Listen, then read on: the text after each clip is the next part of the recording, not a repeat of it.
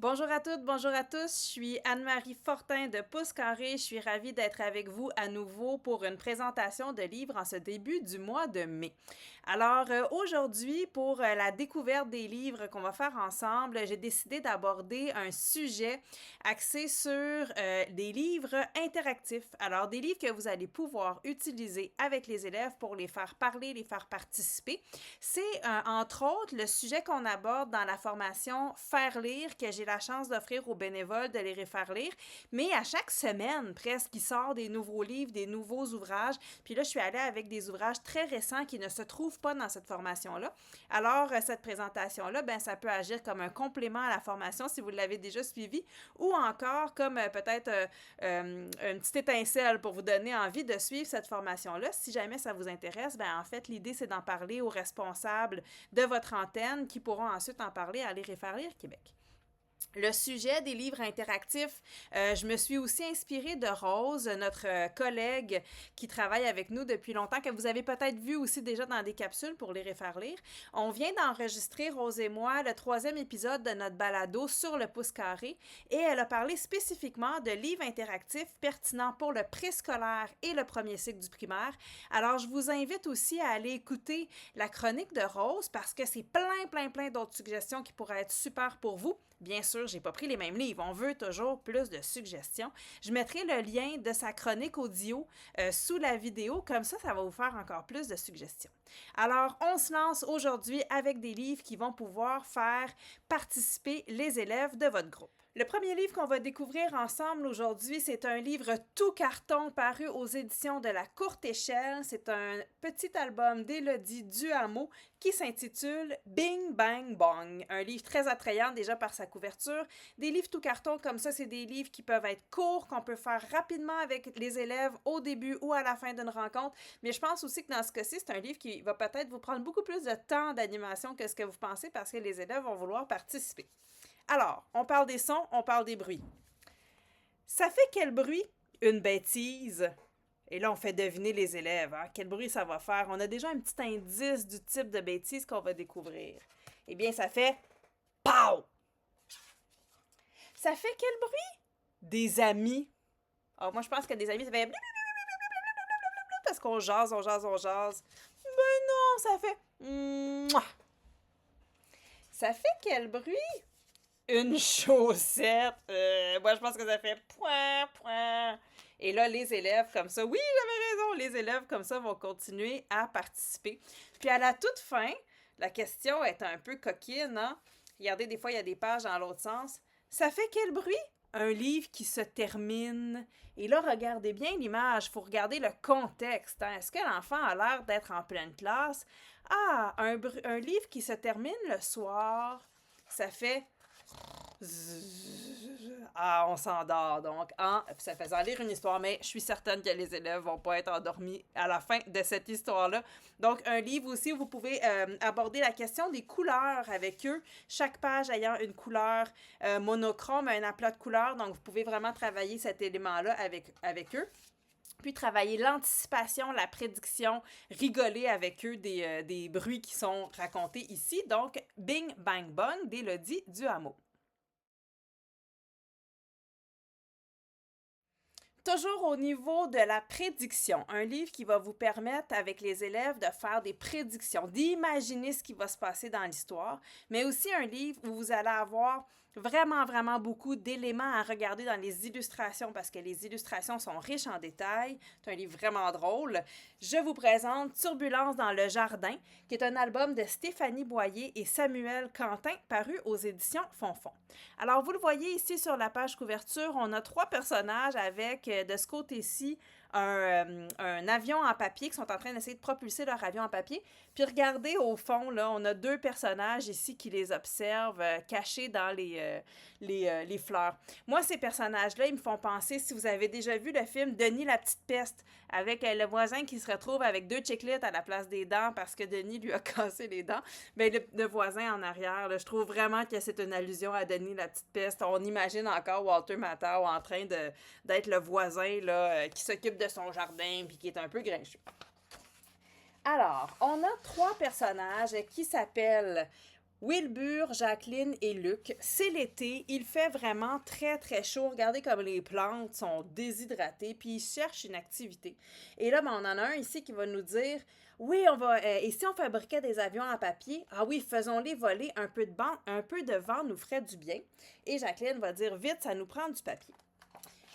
On nous raconte qu'ils sont allés demander au voisin, M. Lafleur, s'il pouvait utiliser son gicleur à eau pour s'amuser, mais il a refusé. Hein? C'est un grincheux. Alors là, ben, loin d'être découragés, ils sont repartis, déjà portés par un élan de nouvelles idées.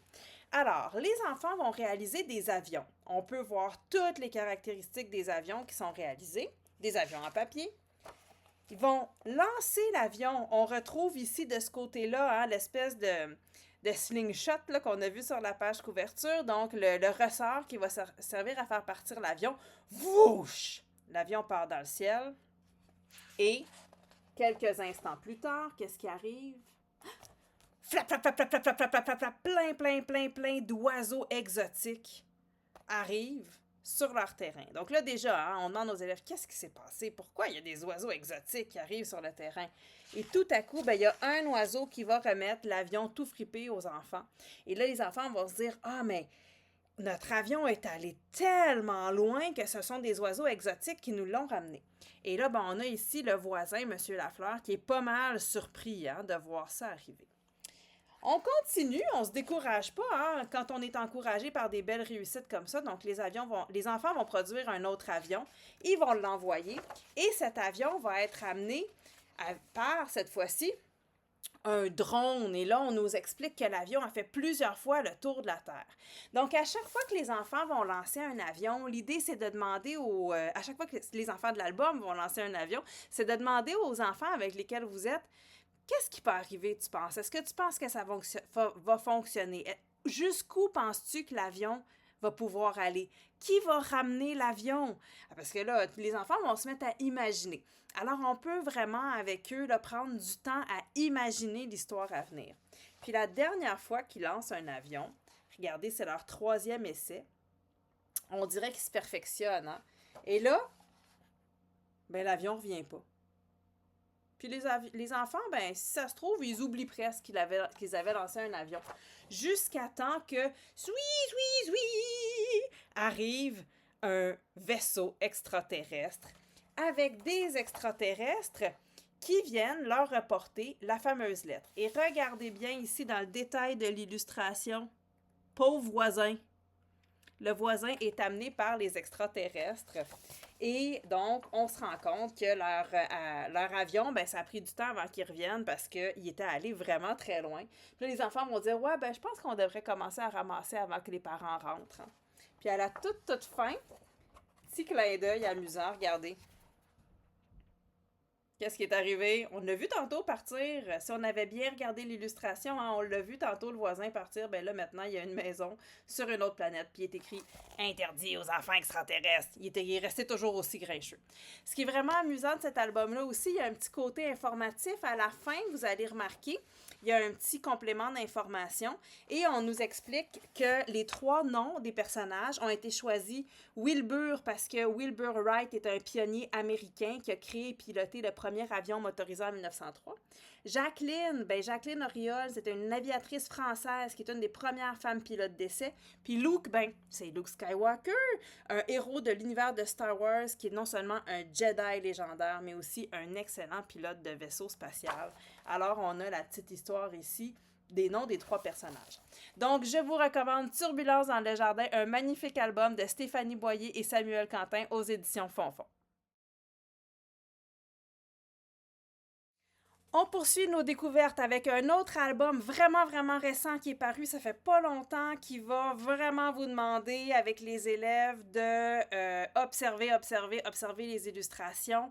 C'est presque une rencontre avec le Cherche-et-Trouve, cet album-là. C'est aussi un album que vous pourriez décider de lire sur plusieurs semaines parce que c'est plein de pages qui présentent des univers différents. Je vous présente l'extraordinaire album de Lily Chartrand et Sans Cravate, Bienvenue à l'école Saugrenu, paru aux éditions Druide.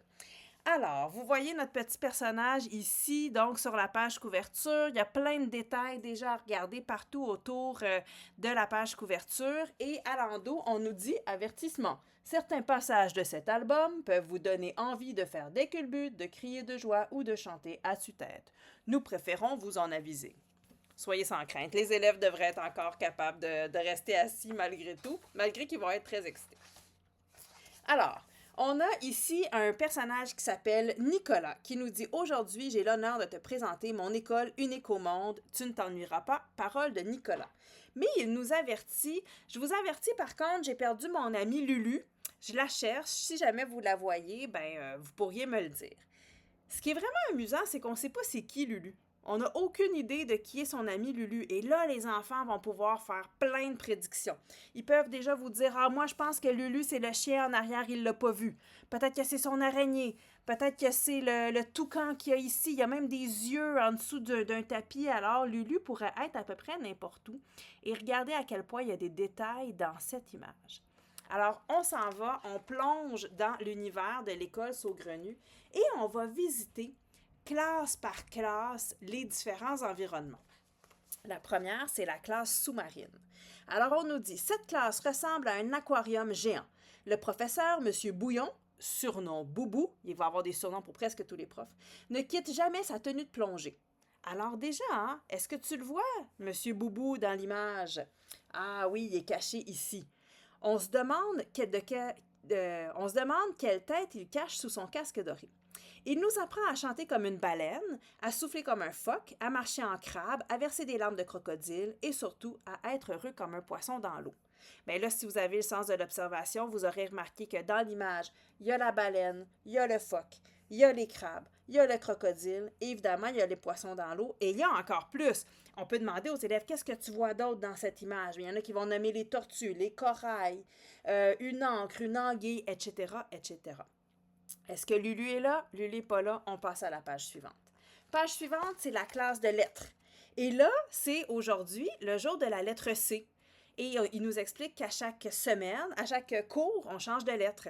Et là, regardez tout ce que vous pouvez trouver dans cette image qui commence par la lettre C.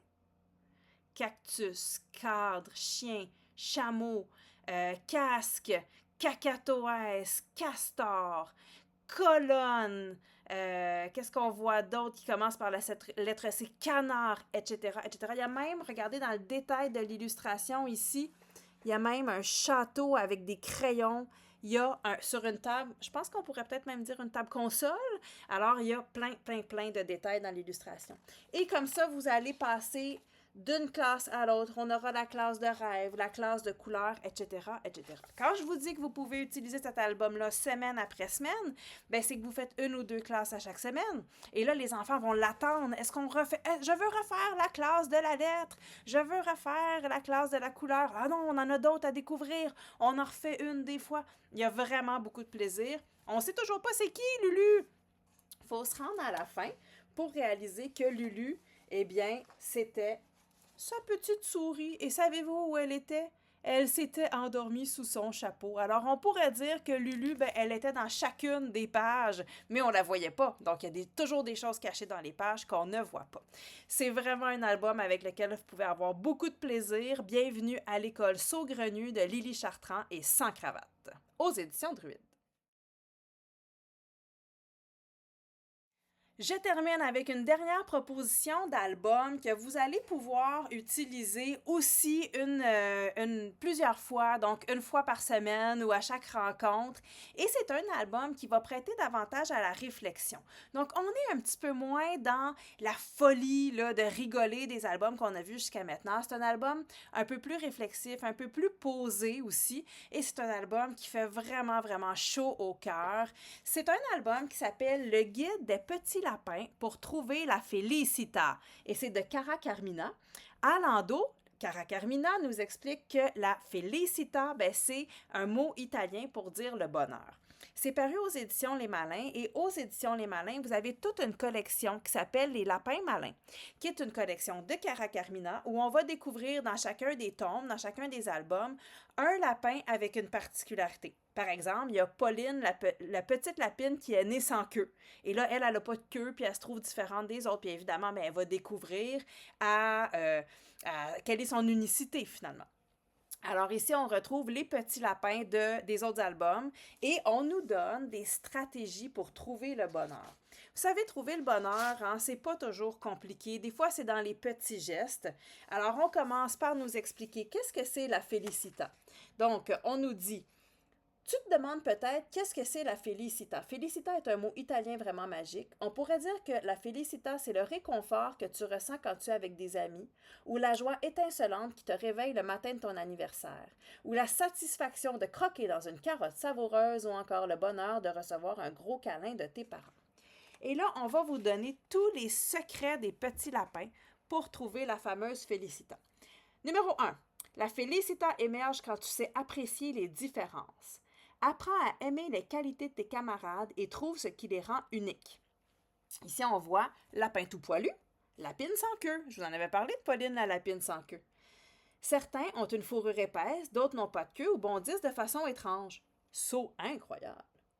Et là, on nous montre plein de sortes de lapins. Ça, les enfants vont pouvoir passer du temps à vous dire quels lapins ils sont. Ils vont adorer ça.